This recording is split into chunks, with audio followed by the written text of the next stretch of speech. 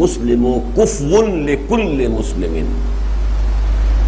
At legal level, at constitutional level, all Muslims are absolutely equal. اب ورنہ تو یہ ہوتا تھا اب یہ متقی آدمی اس کو 3 ووٹ ہونے چاہیے، یہ فاسق و فاجر ہے اس کا 1 بھی نہیں ہونا چاہیے، یہ نماز پڑھتا ہے گڈھے دار پڑھتا ہے اس کا چلو 1 دے دو. یہ نہیں ہے. So long as you accept him as a legal Muslim, he is entitled to all the rights of a Muslim. اس میں ہمارے ہاں فزیولوجی میں ہوتا ہے all or none law. ہوں گے تو سارے حقوق ہوں گے، نہیں ہوگا تو 0 ہو جائے گا. Nothing in between. اگر آپ نے اسے غیر مسلم قرار دے دیا، کافر قرار دے دیا، مسلمان کے سارے حقوق ایک دم ساقط ہو گئے، 0 ہو گیا. جب تک چاہے وہ فاسق ہے، فاجر ہے، کچھ ہے، لیکن آپ نے اس کو مسلمان مانا، چاہے منافق ہے، کٹر منافق ہے، جب تک آپ نے مسلمان مانا ہوا ہے اسے، اس وقت تک اس کے سارے حقوق جو کہ تو پائیں گے. یہ بڑی اس کی جو ہے 2 ڈائمنشنز. کونوا عباد اللہ اخوانا، یہ پولیٹیکو سوشل نہایت اس کی جو ہے کونوٹیشن، اس کا مفہوم، اس کی کہاں کہاں تک جو ہے اس کی پہنچ ہے. المسلم اخو المسلم، مسلمان کا بھائی ہے. اب یہاں نوٹ کیجئے کہ قرآن مجید سے ایک فرق آ گیا. یہاں قرآن نے کہا انما المؤمنون اخوۃ، انما المسلمون اخوۃ قرآن میں کہیں نہیں ہے. یہاں سارا معاملہ اسلام کا ہو رہا ہے، اس لیے کہ ایمان کا ایک لیول وہ ہے کہ جس کا نام اسلام ہے، وہ ہے ایمان ہی کا لیول. اس لیے کہ ظاہر بات ہے کہ جب تک کہ وہ اقرار باللسان والا کی حد تک بھی ایمان نہیں ہے تو وہ مسلمان بھی شمار نہیں ہوگا. جب اقرار باللسان والا ایمان آ گیا تبھی تو مسلمان ہوا نا.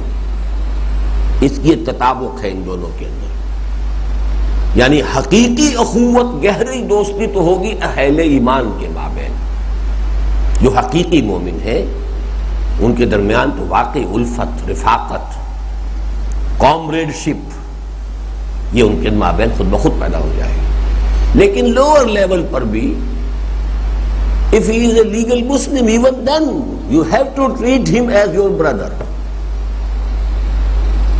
المسلم و اخو المسلم. اب یہاں دیکھیے پھر وہ الفاظ آ رہے ہیں 4 اسی انداز میں. لا یظلمہ ولا یخذلہ ولا یکذبہ ولا یحقرہ. یہ ادبیت ہے، فصاحت ہے، بلاغت ہے، جو حضور فرماتے ہیں کہ انا افصح العرب، میں عرب کا فصیح ترین انسان ہوں. اب اخو المسلم ہونے کا، المسلم و اخو المسلم کا، یہ 4 نتیجے بیان کیے. لا یظلمہ، وہ اس پر ظلم نہیں کرتا. بھائی پر ظلم کرنا کیسے پسند کرے گا؟ ولا یخذلہ، خذلان کہتے ہیں چھوڑ دینا. وہ جو میں نے کہا تھا نا ولا تدابروا، پیٹھ دکھا دینا. کوئی مشکل وقت آن پڑی ہے، ایک بھائی تو کھڑا رہ گیا میدان میں، 2 بھائی بھاگ گئے، غلط بات. اگر وہاں سے سچویشن ایسی ہو گئی ہے کہ واقعی وہاں سے بھاگنے ہی کے اندر عافیت ہے تو تینوں بھاگو. وہ پھر ایک آرڈنری ریٹریٹ ہوگا. لیکن یہ کہ ایک بھائی کو چھوڑ کر خطرے میں باقی دوسرا بھائی یا تیسرے 2 بھائی بھاگ جائیں، یہ غلط بات ہے. خذل کہتے ہیں چھوڑ دینا. ولا یکذبہ، نہ اس سے جھوٹ بولتا ہے. ولا یحقرہ، نہ اس کو حقیر سمجھتا ہے، حقارت کا معاملہ نہیں کرتا. اسی کو تبلیغی جماعت والوں نے لیا ہوا نا اپنے ہاں اکرام مسلم. مسلمان کا اکرام بحیثیت مسلمان، فاسق بھی ہے، فاجر بھی ہے، اکرام مسلم. اکرام اور ہے، تعریف اور ہے. اذا مدح الفاسق، وہ حدیث میں آپ کو سنا چکا ہوں، غضب اللہ تعالی واہتز لہ درس. لیکن یہ کہ اس کے ساتھ آپ تواضع کے ساتھ پیش آئیں، یہ دوسری بات ہے بالکل.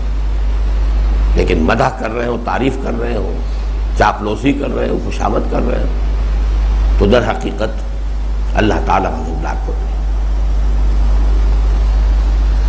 لا یحقرہ، التقوی ہا ہونا، التقوی ہا ہونا، التقوی ہا ہونا. تقوی یہاں ہوتا ہے. ویشیر الی صدرہ 3 مرات.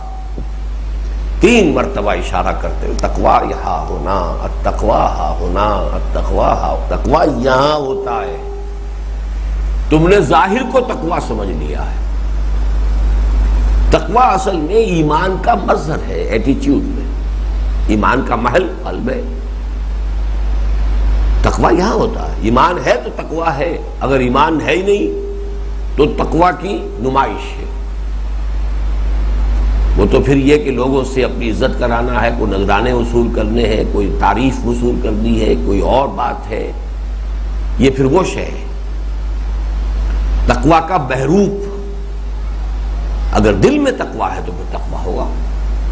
تقوی اللہ فی السر والعلانیہ، اللہ کا تقویٰ ہو کھلے میں بھی چھپے میں بھی۔ بحسب امرئ من الشر، کسی انسان کے لیے یہی شر بہت بڑا ہے، بہت کافی ہے، ان یحقر اخاہ المسلم، کہ وہ اپنے کسی مسلمان بھائی کو حقیر جانے۔ یعنی یہ کوئی معمولی بات نہ سمجھو، اس کے شریر ہونے کے لیے یہی ایک بات کافی ہے۔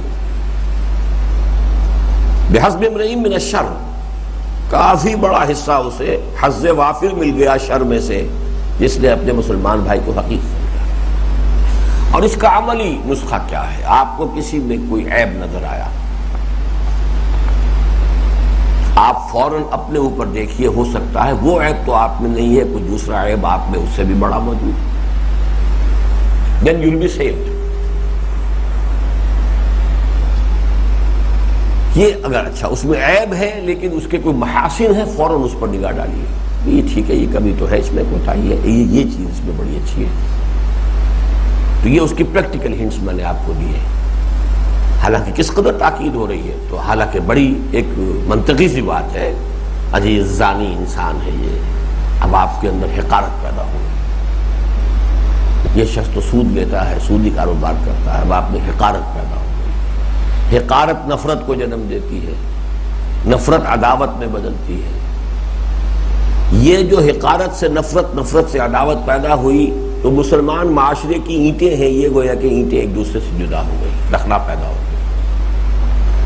یہ سورہ حجرات کا جو درس ہے، اس کے جو درمیانی آیات ہیں، اس کے حوالے سے یہ سمجھ لیجیے۔ استہزاء، تمسخر، عیب چینی، غیبت، سوء ظن، برے نام رکھ دینے، یہ سب کس لیے روکا گیا؟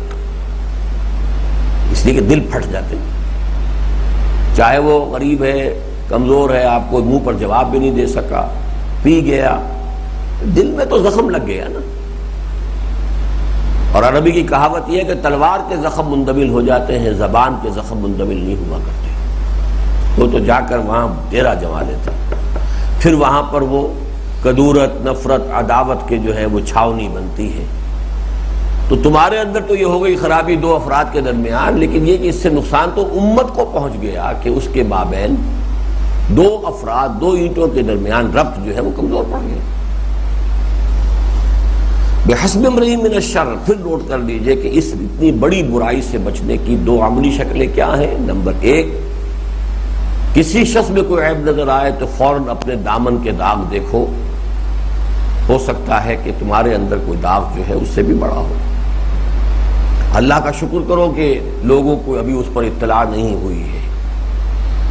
اللہ کا شکر ہے کہ اس نے پردہ ڈالا ہوا ہے، پردہ پوشی کی ہوئی ہے۔ اللہ سے دعا کرو کہ وہ پردہ پڑا رہے اور اللہ تعالیٰ اس عیب کو دور کر دے۔ لیکن اس وقت اپنے اس عیب کا ادراک کر لو گے تو اس کے عیب سے نفرت نہیں ہوگی۔ دوسرے یہ کہ ہر شخص کے اندر، برے سے برے شخص میں کوئی نہ کوئی خوبی ہوتی ہے۔ وہ ہے تو زانی اور شرابی، لیکن یتیموں کی خدمت کرتا ہے، کوئی شک نہیں۔ چلیے، ہے تو بستہ الف بستہ بے کا آدمی، لیکن یہ کہ بیواؤں کا خیال کرتا ہے تو ڈاکو، لیکن اس نے اپنے علاقے کے غریبوں کی مدد کی۔ اب کوئی چیز آپ کیوں اس سے حقیر سمجھیں؟ باقی اللہ کیا، اس کا جو معاملہ اللہ جانے، اور اس کو اگر جو مجرم ہے کیفر کردار تک پہنچانا ہے، وہ حکومت کا نظام ہے، وہ جانے۔ اگر اس کے خلاف مقدمہ ثابت ہو جاتا ہے، اس سے سزا ہو جائے گی۔ آپ خامخواہ اپنے دل میں اس کے لیے کدورت اور میل کیوں جمع کریں؟